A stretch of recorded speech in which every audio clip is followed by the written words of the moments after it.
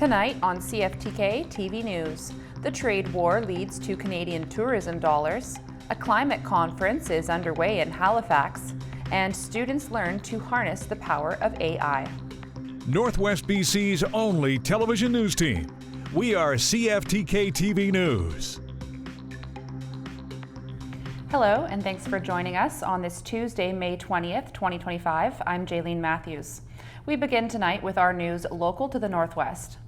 The Gitxsan-Huilp government is once again reminding the public that they have banned fishing on the Babine, Bulkley, Nass, Kispiox, and Skeena rivers in areas that are Gitxsan lands for anyone who is not Gitxsan.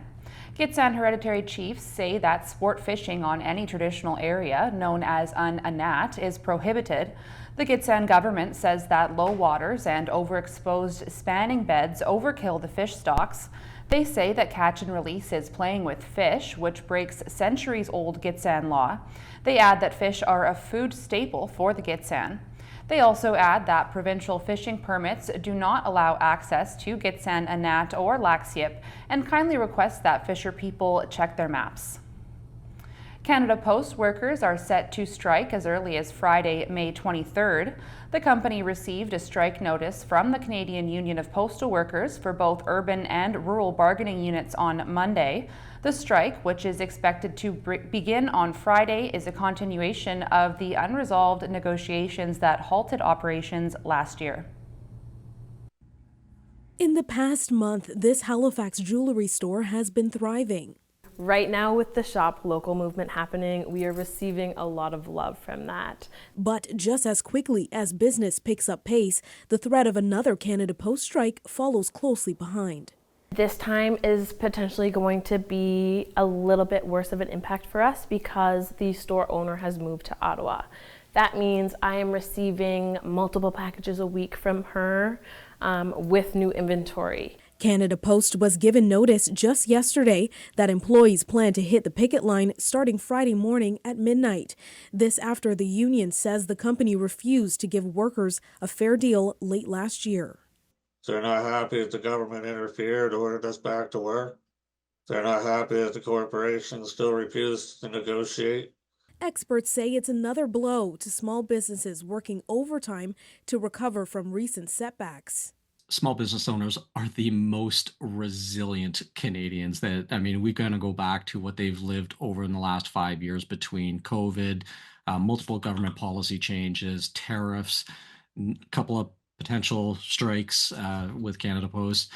Do we foresee that this is going to be a fairly meaningful impact? The answer is absolutely yes. The union says the gravity of another strike is not lost on them. We're aware of the effect it has on the small business, the communities, the charities, and, the public in general. And it's nothing that we take lightly. It's nothing that we enjoy doing. As different businesses across the country find themselves in the same situation, holding out hope for a quick resolution. I know they work hard and it's a non-stop job. I do hope that they don't have to strike at all, and if they do, that they get what they need quickly. BC's Forest Minister says cool temperatures in the province have kept the local wildfire situation in check, allowing crews to be deployed in Ontario and Manitoba. Ravi Parmar says a total of about 140 firefighters have been sent from BC to those two provinces to combat blazes that have emerged along their boundary with each other. The blaze near Lac du Bonnet this week destroyed 28 homes and cottages and left 2 people dead.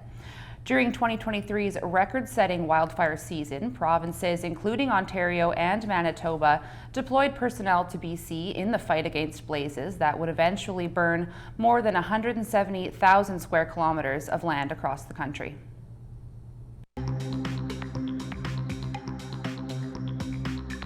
Coming up next, the climate comes into question.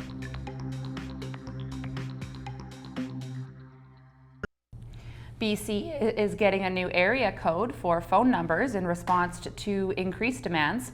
The Telecommunications Alliance in Canada says the area code 257 will be introduced in the province starting May 24th. The Alliance says the new area code is needed to make sure that local residents and businesses will have enough numbers for higher demand levels in the future. It will be added to the 4 area codes that are currently used in BC. We know that global tensions have caused many to reconsider their travel plans when it comes to visiting the States. And as Paul Hollingsworth reports, the backlash is resulting in more tourism dollars being spent in Canada. Michelle Bilodeau is spending the day taking pictures along the Halifax waterfront, living the life of a tourist. Last year, that was my bucket list item. I traveled, drove to all provinces, basically. Born in Quebec, Bilodeau now lives in southern Ontario. He loves to travel within Canada and has chosen to suspend any trips to the U.S. I don't feel like I'll be going for a while, for sure. Bilodeau's travel habits fit a growing trend. The Canadian business is up like we've never seen before. I mean, Canadians are traveling within Canada. Because of the weak Canadian dollar, travelers from south of the border and abroad are also coming here in growing numbers. The European business is way up as well because there's so many direct flights from to all over Europe into Halifax, and then they come to Halifax, but then they go all around the Maritimes and Atlantic Canada. Dalhousie University professor Lauren Sheehan specializes in tourism management and sustainability. Sheehan says Canadians are now 20% less likely to travel to the U.S. compared to last year. If you look at land border crossing numbers, it's even more significant. Even fewer Canadians are crossing the border. A shift from north-south tourism travel to a pattern of Canadians traveling more within our country may not be a short-term trend. According to Sheehan, concerns over tariffs and Donald Trump's threats to make Canada the 51st state are likely enough to keep many Canadians away from the U.S. for a prolonged period. There's the economic piece, and then there's, quite honestly, the feeling of betrayal, not from Americans, but from the American administration. For now, Bilodeau is happy to spend his tourism dollars in Canada. His phone is filled with pictures from his favorite places. We got such a wide, large country. Bilodeau encourages Canadians to follow his lead, travel cross-country, and see the sights Canada has to offer. Paul Hollingsworth, CTV News, Halifax. Climate change is top of mind for many lately. This week, an international conference on how to tackle climate change is underway in Halifax. CTV's Paul Hollingsworth is there.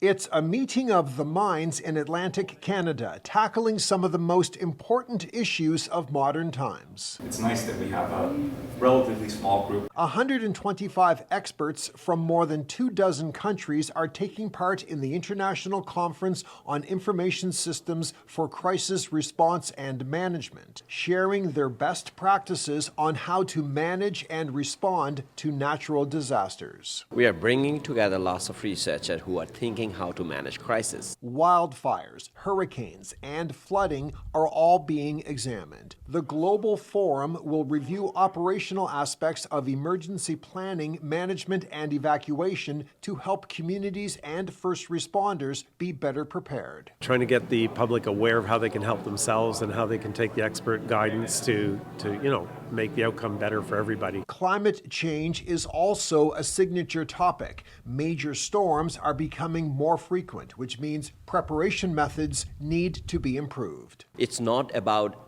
how to live with these new realities. Evacuation is only response time, but there is also reconstruction, recovery. There's also a focus on ocean disasters. Experts have modernized strategies on how to provide emergency relief in remote offshore areas. We look at the models around how would you position these resources so they can get to most people the fastest. Like where would you put an ambulance station or where would you put a fire station? Same idea, but at sea. The conference will also feature a Halifax Harbor evacuation simulation put on by the Coast Guard and DND. It's designed to be a teachable moment to help better prepare for emergencies in this coastal community. Paul Hollingsworth, CTV News, Halifax. Turning to the weather, the sun rose at 5:21 this morning in the northwest and sets at 9:41 p.m. tonight. Today's moon phase is a last quarter phase. This phase occurs roughly 3 weeks after the new moon, when the moon is 3/4 of the way through its orbit around the Earth. Today, the moon is at 47% illumination. Tonight, on the north coast, expect conditions to be cloudy with a 40% chance of showers and a risk of thunderstorms in the early evening, a low of 7 degrees. Over the next few days on the north coast, expect a chance of showers Wednesday, then a mix of sun and clouds and to round out the week. Temperatures between 12 and 14 degrees, overnight lows between 6 and 10 degrees. Tonight in the Terrace-Kitimat area, expect clouds with a 60% chance of showers. There's a risk of thunderstorms early in the evening and a low of 6 degrees.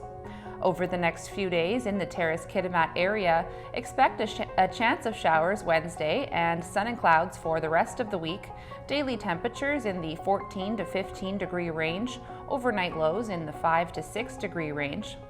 Tonight in the Bulkley Valley and Lakes District, conditions are looking partly cloudy with a 40% chance of showers early in the evening and a thunderstorm risk, a low of +2 with a risk of frost. Over the next few days in the Bulkley Valley and Lakes District, it's looking like a chance of showers on Wednesday, then a mix of sun and clouds for the week. Temperatures going from 12 degrees Wednesday, rising up to peak at a sunny 22 degrees on Saturday. Overnight lows between 2 and 7 degrees. Checking your highways around the Northwest now. On Highway 16, there's flooding in Port Clements and a work crew is on site. Also watch for bridge maintenance, road sweeping, and utility work. On Highway 37, watch for bridge construction and frost heaves. Highway 37A, watch for falling rocks. Highway 118, there's roadside brushing and shoulder maintenance. And this is what the roads were looking like around the region this afternoon from the view of the province's highway cams.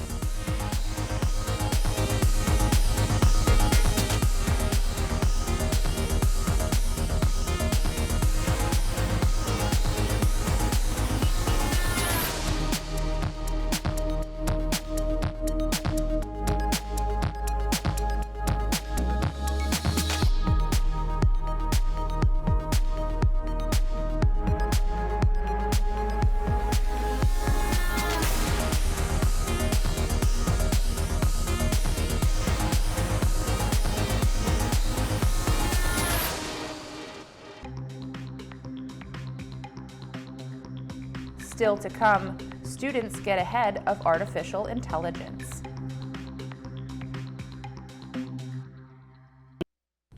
A third dead whale has washed ashore in BC within a 2-week span. The whale was discovered on a beach on Wednesday, and researchers have confirmed it to be a bride's whale. The Marine Education and Research Society says this is the first confirmed sighting of a bride's whale in BC, and the cause of death is unlikely to be linked to that of the 2 gray whales found dead earlier this month. And AI has made its break into mainstream society, with its reception being feared by some and revered by others. Now, a new high school course aims to teach students how to harness the power of AI in order to get ahead of the game. Here's CTV's Kevin Schrack. The voice, the instruments, the lyrics, the entire album, all artificial intelligence. You want to tell things like what kind of vocals you want, what kind of vibe of the song, like what genre. Grade 10 student Leo prompts or orders the AI software to create what he's looking for, then the machine takes over. The generating the song took maybe a minute at the longest or so. Another student uses AI to create a new energy drink. These two, their own garbage can cleaning business. We asked them things to do as teenagers to make money. We've made around $400. It's all part of a pilot project course at Tupper Secondary called Applications of AI 12, believed to be the first of its kind in BC. So essentially we're trying to give an overview of some of the applications available out there for, to use AI to supplement learning and work and all that. Students are tasked with using AI to help pursue passion projects, like this student who coaches basketball and creates practice plans, or grade 12 Natasha, who's focusing on branding. He gives us kind of an outline, and then we can kind of mostly do kind of what we want. So I've kind of done a lot of stuff with marketing and entrepreneurship. And this class, just the beginning. It's inevitable that students will have access to AI in schools. Jeff Spence is the Vancouver School Board Principal of Learning and Information Technology. He says the VSB is working out how to include AI in all types of classes across the district as early as next school year. But there are challenges. There's a huge cost to this, not just a financial cost on school districts, but also a cost on the world in terms of energy that is needed to run AI. The VSB has partnered with AI tool Copilot created by Microsoft, sparking a major shift in learning. Just how big remains to be seen. We want to get ahead of it, and we want to be an active participant in the process as opposed to just passively getting swept along. Kevin Chirac, CTV News, Vancouver. Turning to the markets now, Canada's main stock index made gains today to close at another record high, while U.S. markets ended down. The Canadian dollar rose by about 1/10 cent. The price of gold rose 51.10. Oil dropped 11 cents. Natural gas rose by 32 cents, and aluminum dropped $23. In Toronto, the TSX rose almost 84 points. The Venture Index rose by almost 20. In New York, the Nasdaq fell almost 73 points, and the Dow dropped close to 115. Still ahead, Trump says a Russia-Ukraine ceasefire is in the works.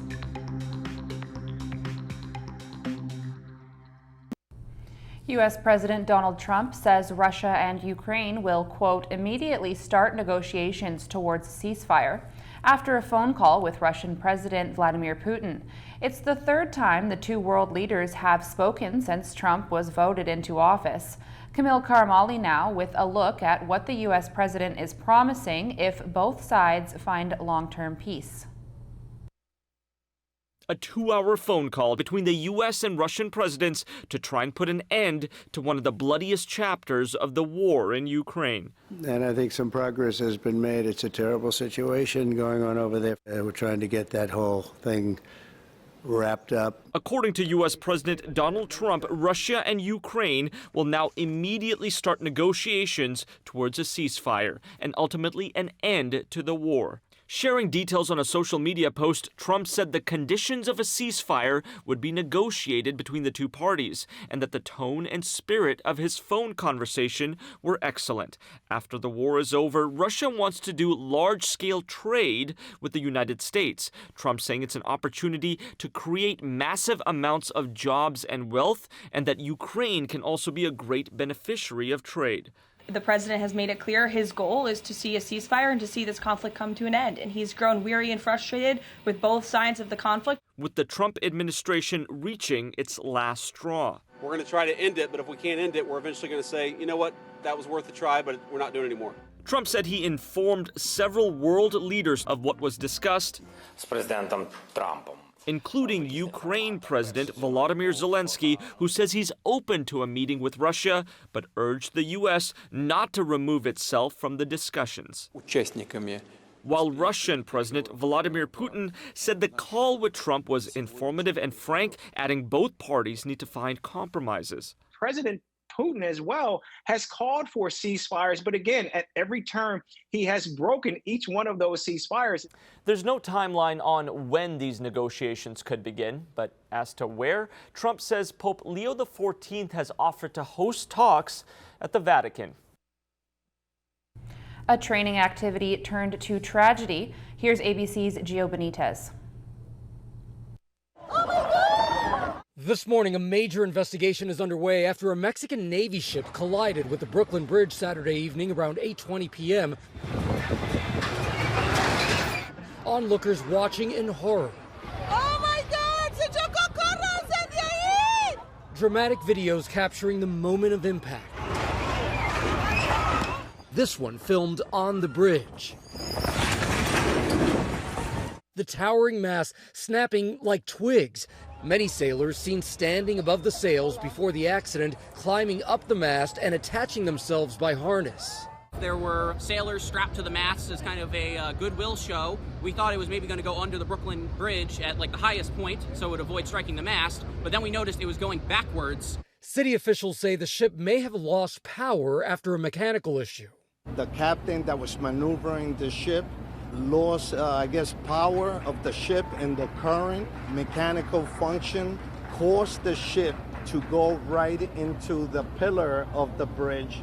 Out of the 277 people on board, 2 crew members were killed, and over a dozen were injured, with at least 2 people left in critical condition. One of those killed, a female cadet. A relative saying there must be someone responsible. The NTSB is on site surveying the wreckage and removing debris. The Mexican Navy says the main mast had a height of 160 feet. That's too tall to clear the bridge at 135 feet. The training ship, named the Cuauhtémoc, was embarking on an international goodwill mission from the Mexican port of Acapulco, stopping near Manhattan's South Street seaport before heading to Iceland. Incredibly, the Brooklyn Bridge, a 141-year-old iconic landmark, sustained only minor non-structural damage, with no injuries reported on the bridge. Obviously, why those sailors were up on the mast will be a central question for investigators, but we do know that there is a naval tradition where sailors get up there during special occasions, but there is a lot for the NTSB to investigate here. Gio Benitez, ABC News, New York. We leave you tonight with a sweet story of success. Here's CTV's Adam Sawatsky. Driving a car dubbed Dolly while playing a show tune in salutation. Hello, darling. Couldn't be more different than what Catherine Little used to do. Tracked down high-level organized crime terrorists and deported them out of the country. Being a plainclothes officer with Canadian Border Services inspired and defined her. It was the coolest job on the planet. Well, nothing felt better than catching a bad guy. Nothing felt worse than suffering a series of debilitating injuries during violent foot chases, including one when she leapt over this 12-foot fence that left Catherine unable to do her dream job ever again. Those couple of years were not good. They were really dark. Until, during regular treatments for PTSD, Catherine recalled how her grandma taught her to make jam as a kid and decided to try it again. I sent it to a couple friends and they're like, wow, this is really good. Which felt really nice, and eventually inspired Catherine to set up a jam stand in her front yard. Some days it's like, $5! We made $5! And other days we're like, oh, we made $20! But even better, the hobby felt healing. Until one day, a neighbor complained about the stand and its sign-breaking bylaws, and Catherine had to shut it all down. And I thought, why? It's just jam. Well, the situation awoke something inside her, and with the same relentlessness she once pursued terrorists, Catherine strived to battle the bylaws. I really do think it's like that David and Goliath moment. After 2 years of jostling over jam with the local government, Catherine inspired 10,000 people to sign a petition of support and got the bylaw changed. Hello, darling. Which brings us back to Dolly. There's no way in the world you can be unhappy in that car. Especially when you're driving Dolly to deliver your little stand jam to 10 grocery stores impressed by your product, and your booming business has inspired a renewed sense of purpose. And even if it's just jam, find something that you're passionate about. And it makes you happy, it makes you get up in the morning. And like Dolly, you just might find you're still growing and still going strong. Adam Sawatsky, CTV News, Saanich. That's our news for now. Thanks for watching.